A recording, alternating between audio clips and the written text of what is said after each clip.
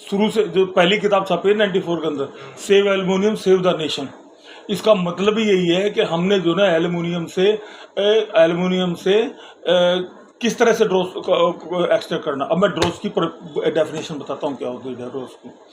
Basically 90% लोगों को अब तो कुछ लोगों को मैंने बता दिया तो पता है कि क्या ड्रॉस क्या है।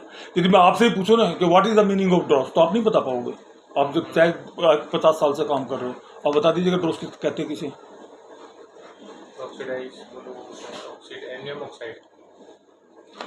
गलती, वही तो कह रहा हूँ मैं। जब किसी को यही नहीं पता कि हमने किस चीज को प्रोसेस करना है, तो प्रोसेस क्या करेगा।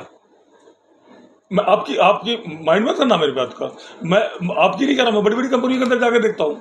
Basically the definition of dross is a mixture.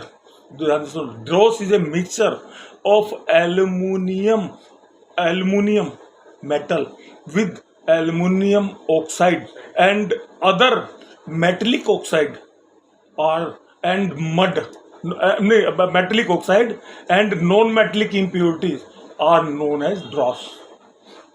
ठीक है, गलत तो नहीं बोल रहा मैं।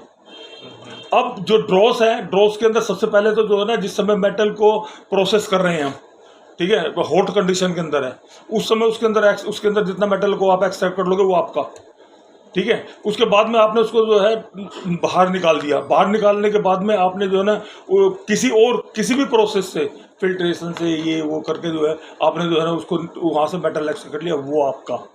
उसके बाद में जो है फिर वो जो है उसके बाद में जो ड्रॉस जो है वो ठंडी हो गई, कोल्ड हो गई, ठंडी हो गई। उसके अंदर मेटल भी है, ऑक्साइड भी है, Al2O3 भी है, और उसके अंदर एल्युमिनियम मेटल भी, Al भी है, ठीक है। अब उसको सेपरेट करने के लिए आपको पूरा प्रोसेसर लगाना पड़ेगा, पूरा प्रोसेस उसको जो है तोड़ना है, छानना है, फिल्टर करना है, ये करना है, वो करना।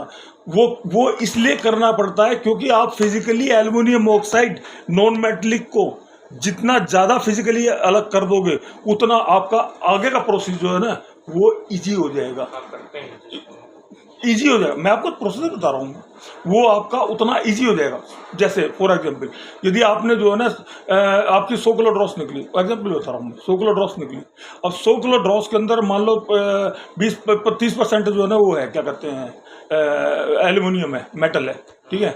अब यदि या तो आप जो है ना वो 100 किलो ड्रॉस को फिर से उसी कंडीशन के अंदर लेके आओगे जिस कंडीशन के अंदर से आपने उसको भट्टी में से निकाला है। नहीं समझ आया बात को, आ गया ना बस समझ। उसी कंडीशन के अंदर पहले तो आपने उसको ठंडा कर दिया, ठंडा करने के बाद फिर उसी कंडीशन के अंदर लेके आओगे जिस कंडीशन से तुमने उसको निकाला है। भैया जब उसी कंडीशन के अंदर लाना तो फिर वही क्यों ना करते प्रोसेस, वही करो प्रोसेस को, ठीक है। अब चलो ओके, नहीं हुआ, आपकी जो है ना 30% की ड्रॉस जो है बाहर निकल के आ गई। अब उसमें जो है ना आप जो है ना भट्टी के अंदर उसको यूज डालोगे, तो या तो आप छानोगे, छानने के बाद में जो है ना आपने 100 की 50 कर ली, 50 निकाल दी, तो उसमें 20 Al2O3 है और 30 जो है एल्युमिनियम है। फिर उसको प्रोसेस करोगे, ठीक है। प्रोसेस करने के बाद में फिर उसको 30 को जो है निकाल के अपने काम में लाओगे। तो यही प्रोसेस है ना, यही प्रोसेस है ना। अब वो क्या, वो हो गया फिजिकल प्रोसेस, ये हो गया हीटिंग प्रोसेस, ठीक है। यदि हीटिंग प्रोसेस के अंदर ही केमिकल डाल के, केमिकल प्रोसेस करके उसको ड्रॉस को आप बाहर निकाल लेते हो, मतलब सॉरी सेपरेट कर लेते हो, सेपरेट भी नहीं बोलेंगे, एक्सट्रैक्ट कर लेते हो बाई ग्रेविटी प्रोसेस होता है ना। तो उसमें क्या होता है कि जो ऊपर जो एल्युमिनियम ड्रॉस है उसके ऊपर आपने जो है ना वो डाला, क्या कहते हैं, एक्सोथर्मल फ्लक्स डाला, तो वो क्या करेगा, एल्युमिनियम ऑक्साइड के टेम्परेचर को इंक्रीज करता है। वो ड्रॉस को नहीं गर्म करता, वो एल्युमिनियम ऑक्साइड के टेम्परेचर को इंक्रीज करता है।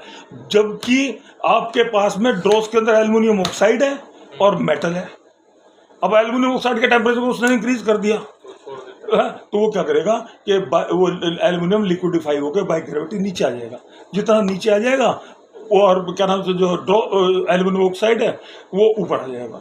वो एल्युमिनियम ऑक्साइड को जब तुम बाहर निकालोगे, वो एंट्रैप्ड होकर एल्युमिनियम के साथ में थोड़ा बहुत वो फिर बाहर निकल जाएगा, ठीक है। जो आपकी 70% ड्रॉस निकलनी थी वो 30% रह गई। तो इसमें क्या क्वांटिटी में यूज करना चाहिए?